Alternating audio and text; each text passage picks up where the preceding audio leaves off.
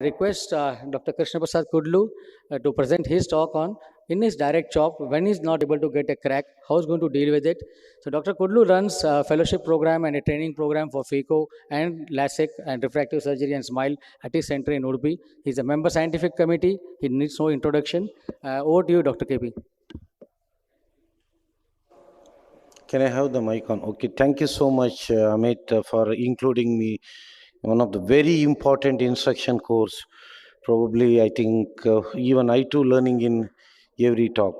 So my talk is today about struggling with the direct chop, not able to crack how I deal. So let me, excuse me.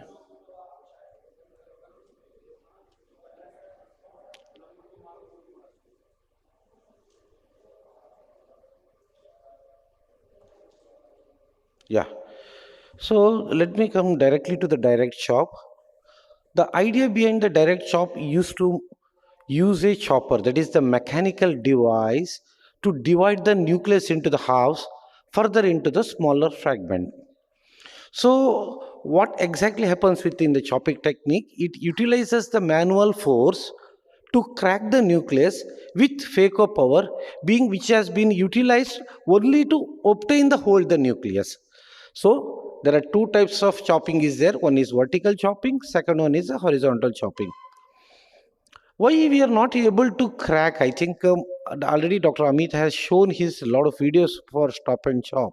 Why you are not able to crack for direct chop? Because sometimes if you do a small rexis, in case of a hard cataract, small pupil and soft cataract, these are the condition where you will not have the direct chop. So what are the technique issues can happen?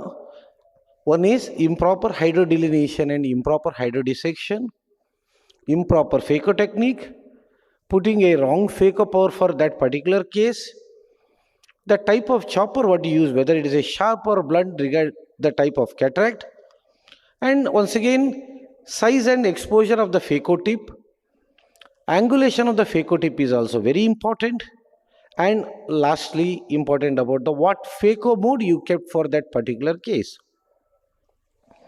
So coming to the incomplete chop, so what exactly is this? Failure to divide the nucleus in the first chop that occurs due to always superficial location of the phaco tip 1. Then you can try with the one more time. However, if you do several times, what will happen? The central mass will decreases, making it more and more difficult to have a good grip. The sharp point of the vertical chopper sometimes may tear capsular axis, but if you strain the capsule with the Trypan blue, I think you can come out with any of the further complication. This is what it will happen with the incomplete chop. If you take a chopper, blunt chopper, try to chop more superficially, because I have seen youngsters, fellows, they try to do the chop, but they are very hesitating to go underneath the nucleus. They try to do superficially, then you may land with the incomplete chop. So let me come to the horizontal chop, which has been described by Nagara in 1993. What here the nucleus is divided into the two fragments using a chopper which is moving in a horizontal plane. After being placed at the equator under the intercapsule, the chopper moves towards the phaco tip, which has impelled in the center of the nucleus. When the chopper reaches the phaco tip, both instruments are like what Amish showed, instruments are moved apart, leading to mechanical division of the nucleus. I'll be showing the video in the end. So coming to the horizontal chop in continuation, normally the nucleus is secured between the chopper and the phaco tip, so less depend on the vacuum level. Very important when you're doing a horizontal chop, especially more prefer to do a much softer cataract. Rexis has to be at least 5 mm. Adapt sleeve perfectly in the incision. Exposure at least 1 mm of the tip. Chopper of at least of a size between 1.25 to 2 mm. Place the chopper in the bag, lens equator opposite in the main incision. This is very, very important. So coming to the impel the phaco tip, start stabbing the nucleus from the proximal edge of the capsular axis, pointing toward the nucleus center. The main thing is you have to keep a high vacuum with the flow rate. Either you can go with the pulse mode or the burst mode, the ultrasound which is preferred one. Once the maximum prefixed vacuum is reached, the tip of is occluded, the foot pedal is changed to position 2. This is very, very important. So the chopper is moved towards the phaco tip until they are closed. The instruments are pushed apart laterally so that the mechanical division of the nucleus will happen. Then you go ahead with the subsequent division, that is progressive rotation of the nucleus, what Ami showed in his video, so that the face of the fragment should be impaled is parallel to the transverse surface of the phaco-tip. The harder the nucleus, smaller fragments you will get, consequently higher number of the fragments. So your chopping has to be very good. So this is what we do. See, this is a blunt chopper, but it's a long tip one. So once you take out the whatever the loose cortex over the nucleus, so as I said, that proximal end of the capsular rex is behind, it has to go inside. Then you go inside the nucleus, make sure that you are going in the right direction. As you all know that the center nucleus is very thick, go from the periphery, come towards till the tip, now you chop it. So the mechanical force has to be equally together for the horizontal chop. So you go like this, now you can chop. Always like I love to do 5-6 chops together and make it finish, because sometimes see there is a, always you can see this in this particular case, the nucleus piece is going around, then it may touch the endothelium, you may land in problem. So better is you do 4, 5 or 6 minimum horizontal chop, then you can have the complete the phacoemasculation. So what are the common complications you can have when you are doing a horizontal chop? Then is one is incomplete first chop, generally caused by a superficial location of the tip, as I already told. So you can try once again new chop there. If you are having a zonal dialysis because of the improper location of the chopper over the entire capsule, this can also happen. Then but you can saved by the trypan blue, you are already been straining. Suppose if you can have the capsular tear also, not to become panic. I will not talk about you how to manage with whenever you are having a capsular tear. So in such cases, if you are already strained with the trypan blue, you can come out with the cases. So coming to the vertical chop, here what happens, the chopper and the phaco tip move towards each other in the vertical plane, inducing a shearing effect. Unlike horizontal chop, during the vertical chop, opposing forces are created that never trap the nucleus. It relies on the high and consistent level of the vacuum while the nucleus is being divided. But here, compared to the horizontal chop, as I said that their minimum 5 mm rexis is required, but here even smaller rexis also you can do the vertical chop. So rexis size is not determinant, but always when you're doing a vertical chop, prefer to do for a very hard cataract. So I prefer to do a very sharp chopper, always which is more than 2 mm. So in continuation with the vertical chop, normally the embedded tip deeply into the center of the nucleus without going beyond the proximal half of the nucleus. This is very, very important. Once the phaco tip has reached to the desired depth, has become occluded properly, now the foot pedal is held in position 2, you stabilize the nucleus. The movement of the chopper creates downwards a vector action that opposes upward force that induces by the occlusion, so that the nucleus can be disengaged from the phaco tip. For this reason, achieving a proper occlusion, high vacuum is very important for this vertical chop. So I am just showing you patient with a grade 4 cataract. So nowadays the concept has been changed. You can have a straight tip, bent tip or Kelman tip. Only thing is, so how you hold the nucleus is very, very important. Go within exactly in the center, embed the nucleus properly deep into that. The very sharp chopper, try both the forces equally towards, then you can chop it properly. So once this crack over, I think most of your job is done. Then you can rotate the nucleus with the help of the both chopper and the phaco tip. Then you try to chop into different. So whatever the grade of the nucleus, if your chopping technique is very good, still you can come out with the perfect results. Once again, appropriate selecting of the chopper is very, very important in pertaining to that particular case. So let me come to my final part, which is choosing a best technique. Whether horizontal or vertical chop does not make a great difference of difference. Therefore, surgeons should use one which he is more familiar. That is very, very important. Even a lot of my very close friends, very hard cataract, still they do a horizontal chop. Even my friends chopper, I think the Rajendra Prasad will show his chopper. It more uses with the horizontal chopping, but the chopper is something different. It has got a sharp edge within the chopper. So if you got such chopper, I think you can do even a horizontal chopper, even for a very hard cataract. However, a variety of cases in which one technique may sometimes superior to another. What I do, I'm just sharing you. If I do a small capsular axis, I do a vertical chop. Deep and deep anterior chamber, always I prefer to do a horizontal chop. If I am finding that there is already zonular weakness is there, either I will do both vertical or horizontal. My preferred one is horizontal. If I am having a small pupil, I prefer to do a vertical chop. If I am having a very hard and cataract, my preferred technique is vertical chop. In conclusion, angulation of the tip makes direct chop easier, especially with 0 and 15-degree tip.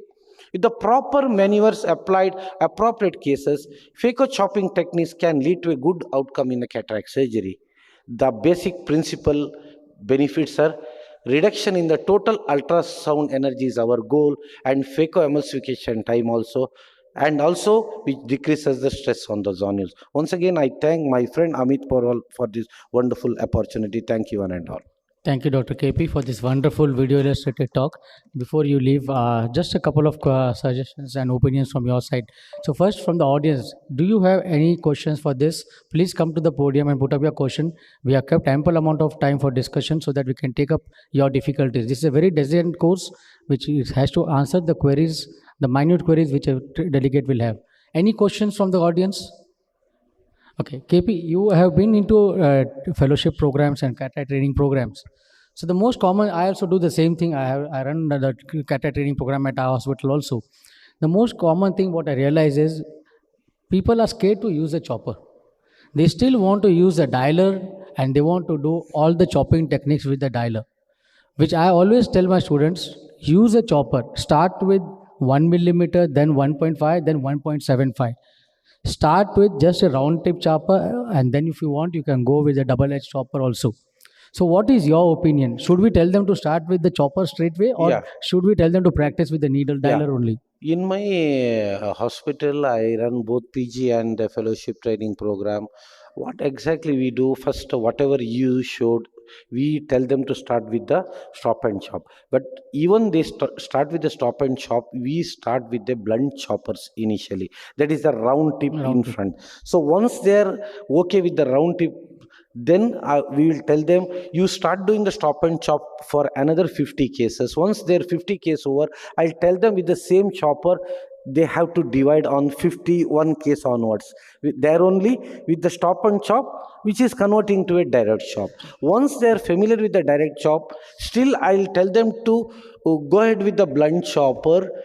To tell them to train for a horizontal chopping, I'll tell them to start first. So they have to learn first horizontal chopping. Once their horizontal chopping is done with the blunt chopper, then I will tell them, now you take the sharp chopper. Take the sharp chopper. Once you take the sharp chopper, I will not tell them to go with horizontal. Sharp chopper is exclusively for vertical chop. Then they have to try. We give them around grade 3 cataract, because suddenly if you give them a grade 4 cataract, these fellows, that they become panic. Give them a grade 3 with a sharp chopper. Suddenly they feel very nice. The nucleus embedded and the equal force is divided. Then they can come out with a good result. That give them the confidence. So what we train fellows, what we train PGs, I think the initial training is so key to make them the best phaco surgeon. KP, I think we have a question there. Yeah. Tip, which tip do you prefer, sir, for beginners? So again, it depends on what phaco machine you have. For basic machine, compact. 15 degree. The tip actually, if you ask me, 30 degrees for beginners is a fantastic one. But nowadays I change, like for beginners, tip matter, I will not matter anything. Your chopping technique, I personally feel it matters. Of course, for beginners, if you ask me 30 degree, even 45 degree is not a bad option. But 30 degree is ideal one. But we start with a 15 degree tip. So let me answer your question in this way. You told you have a basic phaco machine, so it is very difficult to get a Kelman tip. So if you want to do the stop chop technique or a divide and conquer technique, ideally what KP told, 30 degrees is the best because it allows you to make the trench also and it allows you to do a chop also. But if you're already well versed in that, then you should have the second tip, that should be 15-degree tip. Because 15-degree tip will help you in your direct chop and the horizontal chop. As you advance in your chopping technique, the aim is to reduce the phaco time. So you should have both the tips. 30-degree ideally, which can give you the central trench and you can chop also, but direct chop is your main aim, then you should have 15-degree because you'll have good hold. I won't say 0-degree because 0-degree then it will be only helpful in chopping. You will get very good hold, you will be able to chop. But then sometimes you need to make the trench, sometimes you need to go to the other planes, you have to rotate the phaco probe and you can emulsify it because followability will be there. So I would adequately recommend you 30-degree and 15-degree. Stop and chop initially start with 30-degree, then you can for converting, then you switch it to 15-degree. And always that really makes make sure KP starts with stop and chop. I follow the rule book which says at least 25 cases divide and conquer, then next 25 cases stop and chop. Direct chop only if you are confident in your stop and chop technique. If you are still not confident in your stop and chop technique, never attempt direct chop. Because direct chop has its own set of complications. You should have good hold on your equipments, on your hand. You should be focused in the microscope. You should not be focused only at the tip and the second instrument. The whole eye as such, you have to focus it so that you know where you are touching. What? Any other question? Thank you, sir. Thank you, Dr. Yeah. Hello, sir. Sir, you told about the settings for the chop setting. No? So once the fragments are made, so we have to remove the fragments. No, that time any change of settings you are suggesting, or same setting you can continue. Like See, change to once again depending upon the surgeon's confidence, you can lower all once the chop is over. You can once again you lower the settings by you can reduce the vacuum also. Even if you think that the power like the nucleus hardness is lesser, then you can even reduce the power also. Once you are in that motto when you're doing, normally the mindset will be for that particular setting, let us finish the case and you come out. That's what we do. But there is nothing wrong. You can even reduce all the parameters also. It makes sense. Yes. So basically for the last fragment, you should reduce the settings unless and until you are doing all on the, you have the linear control of all the parameters. So I use linear control in everything. So I don't reduce my setting at all because my foot coordination helps me in reducing all the settings. So this depends on your parameters, how comfortable you are. And for last piece, even in our phaco training program, for last piece, immediately we reduce everything, make sure that only with the flow rate they should be able to train it without almost zero power. So as you go on increasing your number of cases, you will realize the importance of reduce the settings, epinucleus mode. You realize this importance that how helpful these settings are. So either a good control on your foot switch with a linear control, you can reduce the parameters, or have your parameters set, chop mode, quadrant mode, then epinucleus mode. So epinucleus mode is the last piece and the whole epinucleus shell. Even the times the second instrument can be changed from chopper